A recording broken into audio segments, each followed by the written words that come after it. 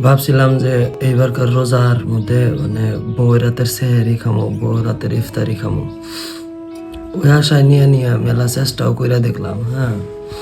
এখন তাতে হইতে আছে না। এখন আমার না বিয়া করার ওইরকম ঠেকা নেই কে। এখন আমার মার কষ্ট হয়, এই যে রাইতে ওইটা সেহেরি মানে বানায়, হ্যাঁ। আমার দেখে আমার ভালো থাকে না, হ্যাঁ। সারাদিন রোজা থেকে সন্ধ্যাবেলা যেমন ইফতারি বানায় না, আমার দেখে আমার হিরাম আফসোস থাকে ভাই। ওই জন্য ভাবছিলাম যে ছোট্ট মোট্ট একটা বই হইলে হারে, কোনো রকম একটা বই হইলে হারে রোজার মাসটা চলতো আর কি।